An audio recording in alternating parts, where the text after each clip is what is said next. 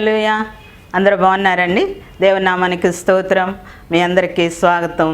దేవుని పరిశుద్ధ నామంలో మీకు అందరికీ వందనాలు, శుభాభివందనాలు తెలియజేస్తున్నాను.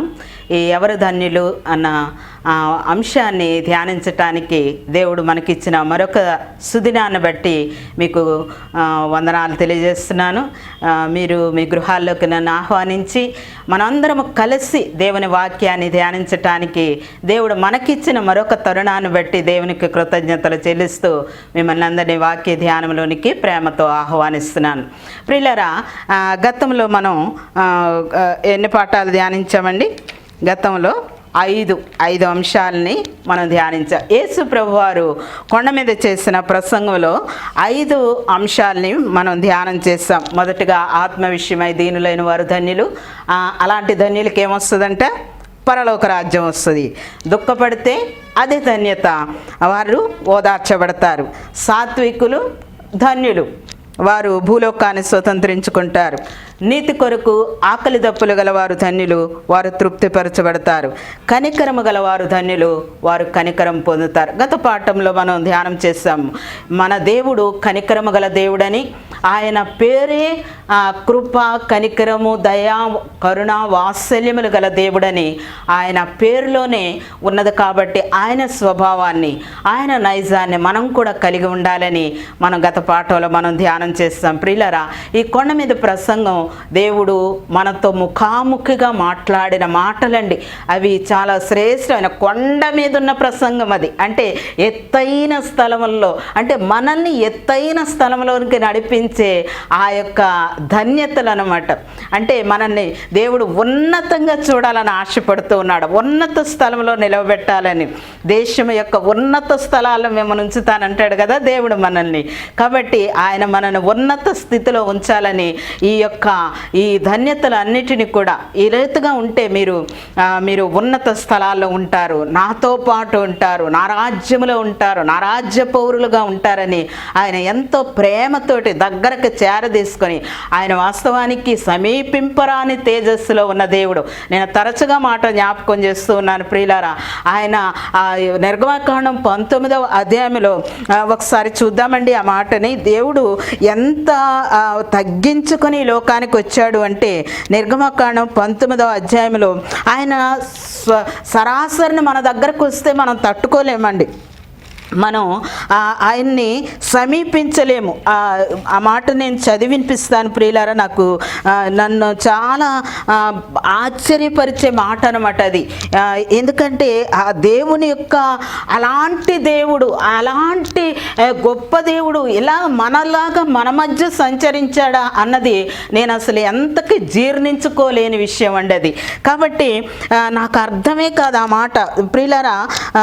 నిర్గమకాండము 19వ అధ్యాయంలో 18వ వచనాన్ని నేను చదువుతున్నాను. యెహోవా అగ్నితో సీనాయి పర్వతం మీదకి దిగి వచ్చినందున అదంతయు ధూమమయమై ఉండెను. దాని ధూమము కొలిమి ధూమము వలె లేచెను. ఆ పర్వతం అంతా మిక్కిలి కంపించెను. ఆ బూరధ్వని అంతకంతకు బిగ్గరగా మ్రోగెను. మోషే మాట్లాడుచుండగా దేవుడు కంఠస్వరము చేత అతనికి ఉత్తరమిచ్చుచుండెను. కంఠస్వరము చేత ఉత్తరమిచ్చుచుండేను. అంతేకాకుండా 16వ వచనం చూసినట్లయితే 19:16లో 3వ నాడు ఉదయమైనప్పుడు ఆ పర్వతం మీద ఉరుములు, మెరుపులు, సాంద్రమేఘము, బూర యొక్క మహాధ్వని కలుగుగా పాళెములోని ప్రజలందరూ వణకిరి. ఆయన దిగొస్తేనంట, ఆయన మాట్లాడుతూ ఉంటే వాళ్ళకి వణికిపోతూ ఉన్నారంట. పాళెమంతా కూడా వణికిపోతూ ఉన్నారు, భయపడిపోతూ ఉన్నారు. కాబట్టి అంటున్నారు 20వ అధ్యాయము 19వ వచనంలో 18 కూడా చదువుతాను.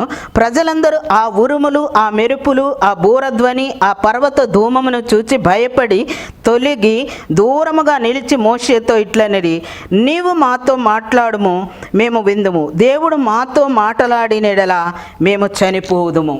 అంటే ఆయన మాట్లాడితే తట్టుకునే శక్తి మనకు లేదని, ఆయన మాట్లాడితే వినే చెవులు పగిలిపోతాయి అన్నమాట మనకి. ఆయన చూస్తే మన కళ్ళు పేలిపోతాయి అన్నమాట. అలాంటి తేజస్సులో ఉన్నటువంటి దేవుడు, అలాంటి భీకరుడైన దేవుడు. ఆయన స్వరూపాన్ని చూడలేక మహాదూతలు, యెషయా గ్రంథం 6వ అధ్యాయంలో చూస్తాం కదా, మహాదూతలు ఆయన స్వరూపాన్ని చూడలేక, వాళ్ళనే పరిశుద్ధ దూతలు అంటాము, వాళ్ళే ఆయన పరిశుద్ధతను, ఆయన ప్రభావాన్ని, ఆయన ముఖాన్ని చూడలేక 2 రెక్కలతో తమ ముఖాల్ని, 2 రెక్కలతో తమ పాదాలని కప్పుకొని 2 రెక్కలతో ఎగురుతూ యెహోవా పరిశుద్ధుడు పరిశుద్ధుడు పరిశుద్ధుడు అని మానక రాత్రింబగళ్ళు చెప్తూ ఉన్నారంట. అంటే ఆయన అంత పరిశుద్ధుడు, సమీపింపరాని తేజస్సులో ఉన్న దేవుడు. ఆయన మనలాంటి మంటి స్వరూపాన్ని ధరించుకొని మనలాగా తన మహిమనంతటిని పక్కన పెట్టి మనుష్యుడిగా ఈ లోకానికి రాబట్టి ఆయన మనం సమీపించగలుగుతున్నాం. ఆయన ఆ కొండ ఎక్కి కూర్చుని నా యొద్దకు రండి అని పిలిచినప్పుడు శిష్యులు ఆయన యొద్దకు వెళ్ళిరి అన్నమాట. అక్కడ సీనాయి కొండ దగ్గర అయితే నువ్వు మాట్లాడబాక, మేము వినం, చచ్చిపోతాం, నీ స్వరాన్ని వింటే మాకు భయం వేస్తుంది, మేము చనిపోతాం అని పలికిన వాళ్ళు ఇప్పుడు ఆయన దగ్గరకి వెళ్ళారు. అది ఏ రీతిగా అంటే గతంలో మనం ధ్యానం చేసాము, యేసుక్రీస్తు ద్వారా, యేసయ్య ద్వారా మాత్రమే మనం తండ్రిని సమీపించగలం. యేసయ్య నోటి మాట అయితే మనం వినగలం, కానీ తండ్రి ఆ యొక్క మహిమ స్వరూపుడైన దేవుడు తన మహిమనంతటిని ప్రక్కన పెట్టి మన కోసం నరావతారిగా వచ్చి ఆయన తన ఆజ్ఞల్ని, తన కట్టడల్ని మనకు తెలియజేశాడు. వాటిలోనే మనం 6వ అంశాన్ని ధ్యానం చేస్తున్నాం. మత్తయి సువార్త 5వ అధ్యాయము 8వ వచనాన్ని మనం ఈరోజు ధ్యాన అంశముగా చూస్తున్నాం. ప్రియులారా, హృదయ శుద్ధి గలవారు ధన్యులు, వారు దేవుని చూచెదరు. ఇది నాతో అందరూ కలిసి ఒక మాట ఒకసారి చెప్పండి. హృదయ శుద్ధి గలవారు ధన్యులు, వారు దేవుని చూచెదరు. దేవుణ్ణి చూడాలి అంటే మోషే కూడా అడిగాడు కదా, అయ్యా నేను నిన్ను చూడాలని నాకు ఆశ. మనం కూడా పాటలు పాడుతూ ఉంటాం, చిన్న ఆశయ్య, నాకు నిన్ను చూడాలని ఆశయ్య, నీతో నీ మాట వినాలని ఆశయ్య, నీతో నడవాలని ఆశయ్య అని మనం పాటలు పాడుతాం. అవునండి, దేవుణ్ణి చూడాలని మనకు అందరికీ ఆశే. ఆయన కూడా మనం ప్రత్యక్షపరచుకోవాలని ఆయనకు కూడా ఆశే. కానీ ఆయన పరిశుద్ధుడైన దేవుడు. ఈ విషయాన్ని మనం మర్చిపోకూడదు. ఆయన పరిశుద్ధుడైన దేవుడు, ఆయన కృపా కనికరములు, వాత్సల్య దయ కలిగిన వాడు. కానీ అదే సమయంలో ఆయన పరిశుద్ధుడైన దేవుడు. పాపుల దగ్గరకు రాలేడండి. మన హృదయం అపవిత్రంగా ఉంటే నా హృదయంలోనికి రాయి అని ఎలా అడగగలుగుతామండి? ఆయన ఎలా రాగలుగుతాడు? ఆయన పరిశుద్ధుడు, పరిశుద్ధుడు, ఆయన పరిశుద్ధుడు. పరిశుద్ధతలో ఎంత మాత్రము కూడా ఆయన రాజీ పడేవాడు కాదండి. వేల్పులలో ఘనుడు ఆయన. పరిశుద్ధతను బట్టి నువ్వు మహనీయుడవు అని మనం పాడుతూ ఉంటామండి. కాబట్టి దేవుని వాక్యం మనం చూస్తున్నాం, పరిశుద్ధతను బట్టి ఆయన మహనీయుడు, మహనీయుడు ఆయన. కాబట్టి అలాంటి దేవుడు మనలో ఉండాలని ఆయన ఆశపడుతూ ఉన్నాడు. ప్రియులారా, దేవుడు మనల్ని కలుగు చేసిన రోజే ఇక్కడ కొంచెం నేను మీకు ఆదిలోనికి ఒకసారి తీసుకెళ్లాలని ఆశపడుతున్నాను. మానవుడిని కలుగు చేసినప్పుడు, నరుని నిర్మించినప్పుడు మనకు అవయవ నిర్మాణం అంతా కూడా చేసి, నేను గతంలో కూడా మాట జ్ఞాపకం చేశాను, నాకు అంత ఇష్టం ఆ మాట అంటే, అందుకే నేను తరచుగా చెప్తూ ఉంటాను. ఆయన మానవుడిని కలుగు చేసినప్పుడు, అన్ని అవయవాలు కలుగు చేసినప్పుడు ఆయన ఒక వాక్యూమ్ కూడా ఉంచాడండి. ఒక చిన్న ఖాళీ ప్రాంతాన్ని ఉంచాడండి మనలో. దానికే దేవుడు హృదయము అని పేరు పెట్టాడండి. హృదయము అని పేరు పెట్టాడు. అది ఎందుకు ఆ ఖాళీ ఎందుకు ఉంచావు ప్రభు అంటే, అది నాకు నివాస స్థలము, అది నాకు మందిరము, అది నాకు దేవాలయం. నేను నీతో సహవాసము చేయాలని, నీ మధ్య నివసించాలని నాకు ఇష్టం. అందుకని నీలో నాకు ఒక భాగాన్ని ఉంచుకున్నాను. హల్లెలూయా, అర్థమవుతుందండి? నీలో నాకు ఒక ఖాళీని ఉంచుకున్నాను. నువ్వు ఆహ్వానిస్తే నేను వస్తాను. అందుకే దావీదు అడుగుతాడు, నాయందు దేవా, నాయందు శుద్ధ హృదయము కలుగ చేయి. శుద్ధీకరణ లేకపోతే ఆయన మనలోనికి రాలేడండి. ఆ హృదయం ఎక్కడ ఉన్నది అంటే అది ఎవరికి కనబడదు. ఎవరికన్నా కనబడ్డది ఎవరన్నా చూశారండి? ఎవరు చూడలేరు. ఆ హృదయం అన్నది ఎవరికి కనబడేది కాదు. అది నిర్వికారమైంది. మానవ నిర్మాణంలో హృదయము, తర్వాత మనస్సు ఎవరికన్నా కనపడుతుందండి? కానీ ఈ ఆలోచనలు, ఈ తలంపులు అవి మంచివైనా చెడ్డవైనా ఉత్పత్తి అక్కడే జరుగుతుంది, హృదయంలోను మనస్సులోను. కానీ అది కనబడదు. కనబడని హృదయంలో కనబడని దేవుడు నివాసం ఉండాలని ఇష్టపడుతూ ఉన్నాడు. జాగ్రత్తగా వినాలి. కనబడని హృదయములో కనబడని దేవుడు ఆయన నివాసము చేయాలని, దాని ఆకృతి ఏంటో తెలియదు. అంత గొప్ప దేవుడు, అంత మహాకాశములు పట్టజాలని దేవుడు, అత్యున్నతమైన సింహాసనం మీద ఉన్న దేవుడు, ఆకాశం సింహాసనం భూమి పాదపీఠముగా చేసుకున్న దేవుడు, అంత గొప్ప దేవుడు ఇంత చిన్న హృదయంలో ఎలా ఉంటాడన్నది ఎవరికైనా అంతు పెడుతుందండి? అదే మరి దేవుని యొక్క రహస్యం. దేవుడు ఇంత చిన్న హృదయంలో కూడా ఉండాలని ఇష్టపడుతూ ఉన్నాడు. ప్రియులారా, ఆయన మనలో ఉండాలని, ఆయన మనతో సహవాసం. ఆదిలో ఆదామును చేసుకున్నది ఎందుకు అంటే, కోట్లాది దేవతలు ఉన్నారు కానీ వారందరూ కూడా ఆయన సేవకులైన ఆత్మలు. కానీ సహవాసము చేయటానికి తన స్వరూపంలో తన పోలిక చొప్పున నరుణ్ణి ఎందుకు చేసుకున్నాడంటే సహవాసము చేయటానికి. ఆ ఏదైనా తోటలో అనుదినము కూడా వారితోటి సహవాసము చేయించు వచ్చాడు. అయితే ఆజ్ఞని ఎప్పుడు అతిక్రమించి పాపములు పడ్డారో ఆ పాపమున్న స్థలానికి పరిశుద్ధుడైన దేవుడు రాలేక ఆయన ఆ సహవాసాన్ని దూరం చేసుకున్నాం మనం. ఆయన మనతో ఉండాలని ఇష్టపడుతున్నాడు కానీ ఆయన మనలో ఉండలేకపోతున్నాడు ప్రియులారా. కానీ తిరిగి ఆ సహవాసాన్ని పునరుద్ధరించటం కోసమే యేసు ప్రభువారు ఈ లోకానికి వచ్చారు. అంటున్నారు, హృదయ శుద్ధి గలవారు ధన్యులు, వారు దేవుని. హృదయం ఎప్పుడైతే మనకు శుద్ధీకరంగా ఉంటుందో, పరిశుద్ధంగా ఉంటుందో, పరిశుద్ధుడైన దేవుడు మన హృదయంలోనికి వస్తాను అంటున్నాడు. ఇర్మియా గ్రంథం 17వ అధ్యాయం 9వ వచనంలో మనం చూస్తాం, హృదయం అన్నిటికంటే మోసకరమైనది, అది ఘోరమైన వ్యాధి కలది, దాన్ని గ్రహించగలవాడు ఎవ్వడూ లేడు.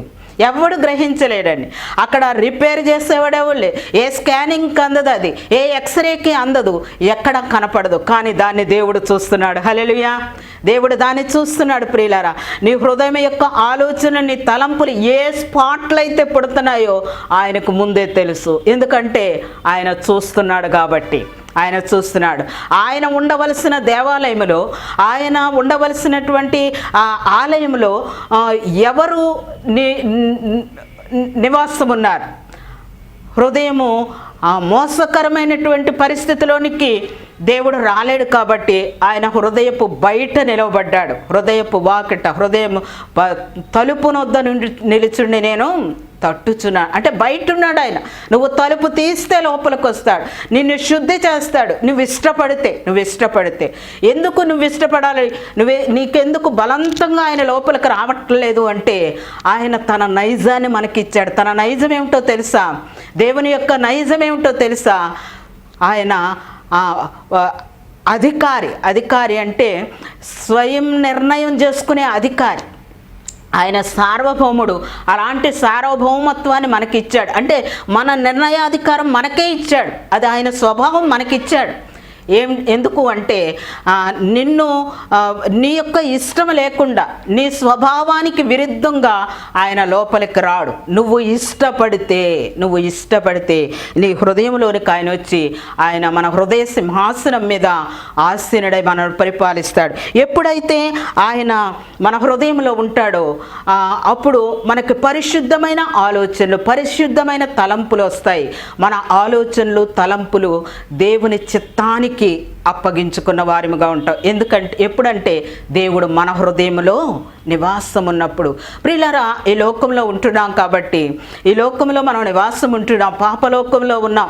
మన చుట్టూ ఉన్నటువంటి సమాజము మన మీద ప్రభావితం చేస్తూ ఉన్నది. మనకి ఆ చూచే ద్వారా, దాని ద్వారా, వినే ద్వారా, వాటి ద్వారా మన తలంపుల్లోకి ఇంజెక్ట్ అయిపోతూ ఉంటాయి. ఏవో తలంపులు ఆలోచనలు వస్తూ ఉంటాయి. ప్రియులారా, ఇక్కడ మీకు ఒక మర్మాన్ని నేను చెప్పాలని ఆశపడుతున్నాను. తలంపులు ఆలోచనలు రావటం అవి తప్పు కాదు, కానీ వాటిని ఆచరణలో పెట్టినప్పుడు అది పాపమవుతుంది. మీకు ఒక విషయాన్ని గుర్తు చేస్తాను. ఏమిటి అంటే, దావీదు ఒకరోజు మిద్దె మీద తిరుగుతూ ఉన్నాడు. తిరుగుతున్న సమయంలో అనుకోకుండా కిందకు చూశాడు. ఒక స్నానం చేస్తున్న స్త్రీని చూశాడు. ప్రియులారా, అది చూడటం అన్ఎక్స్పెక్టెడ్గా జరిగింది. అది పెద్ద తప్పు కాదు, ఎందుకంటే కళ్ళు ఉన్నాయి, చూశాడు. కానీ ఎప్పుడు తప్పు అయింది అంటే, దాన్ని గురించి ఆలోచించాడు. ఆలోచనలు తలంపులు ఎక్కడ పుడతాయని చెప్పాను? హృదయంలోను మనస్సులోను. దాని గురించి ఆలోచించాడు.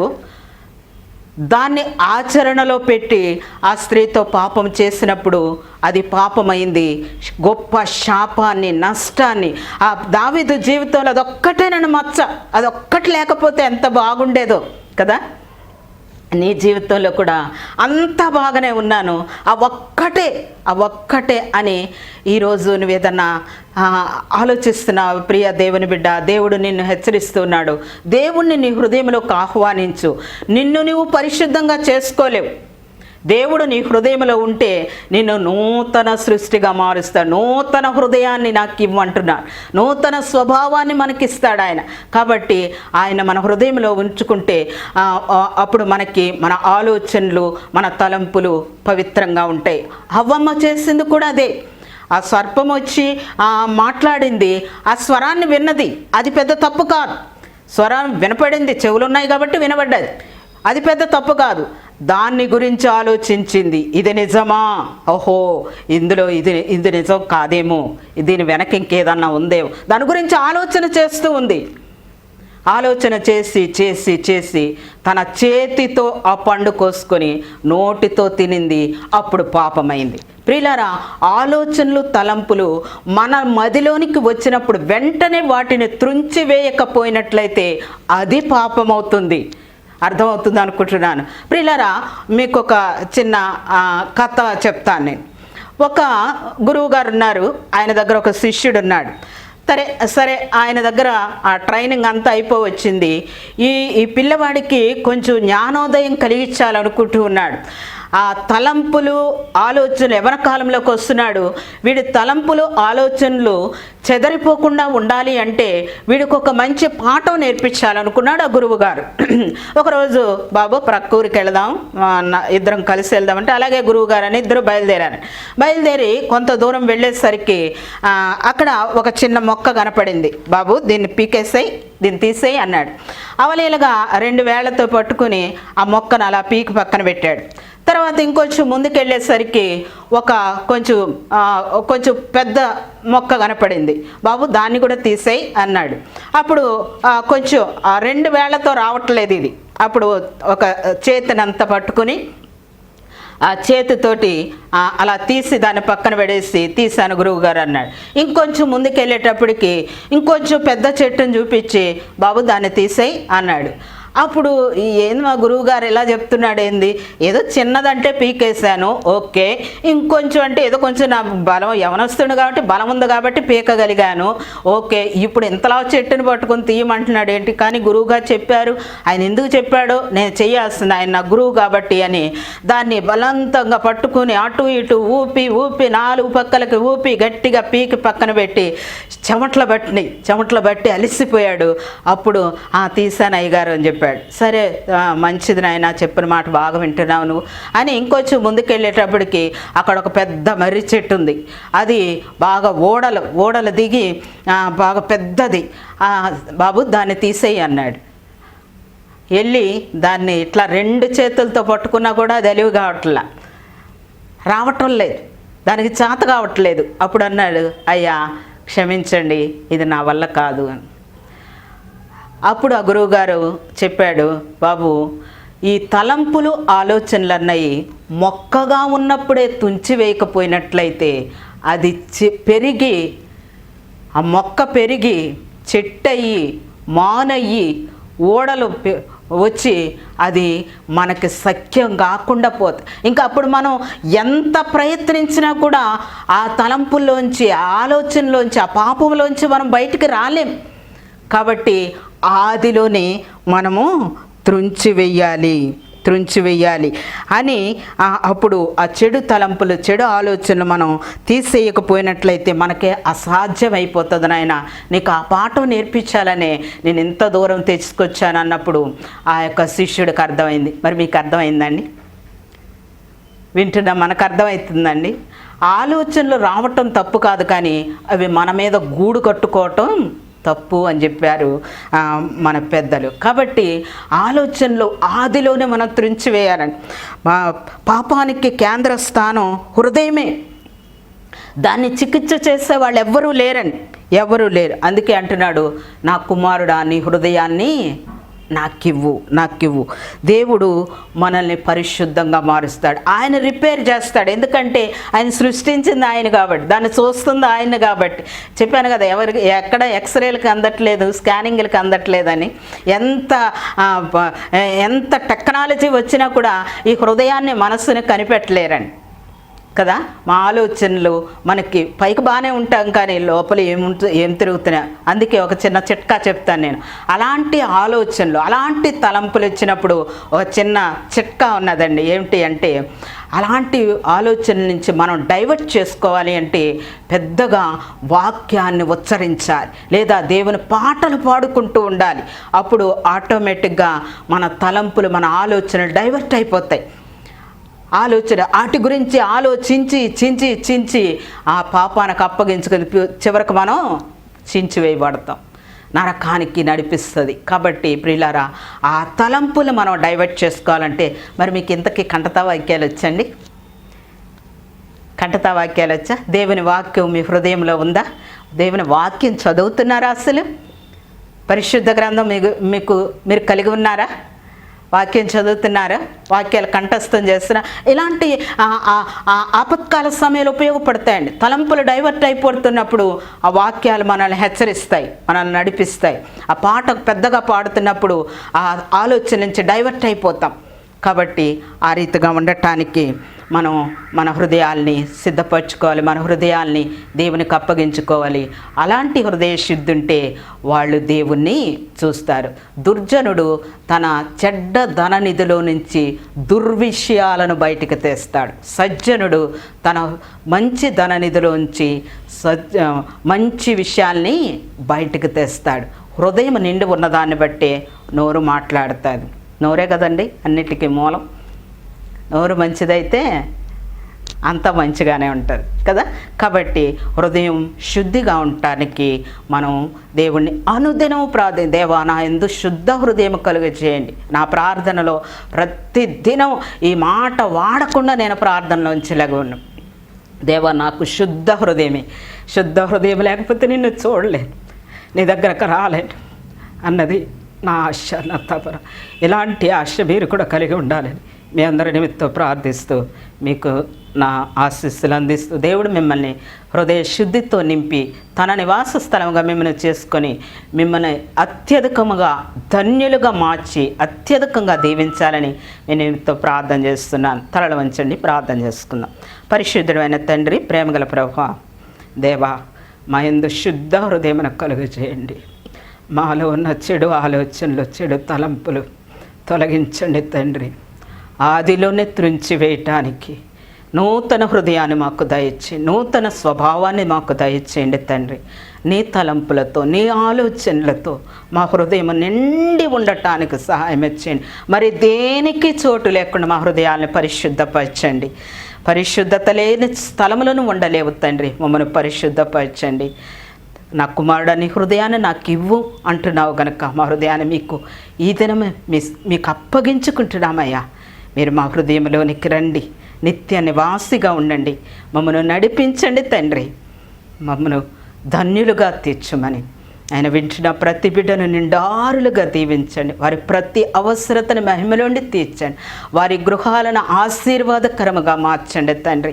హూ ఆర్ బ్లెస్డ్, ఎవరు ధన్యులు? నిన్ను కలిగిన వారు, హృదయంలో నిన్ను కలిగిన వారు ధన్యులు. అట్టి ధన్యులుగా వింటున్న ప్రతి బిడ్డను తీర్చుమని, మార్చుమని, దీవించుమని, ధన్యులుగా మార్చుమని, నేను ఇచ్చే రాజ్యమునకు చేర్చుమని యేసునామం ద్వారా అడిగి వేడుకొనుచున్నాను తండ్రి. ఆమేన్. అందరికీ వందనాలండి. ఈ ఛానల్ని సబ్స్క్రైబ్ చేసుకోండి. మరలా వచ్చే పాఠంలో కలుసుకుందాం. అంతవరకు సెలవు.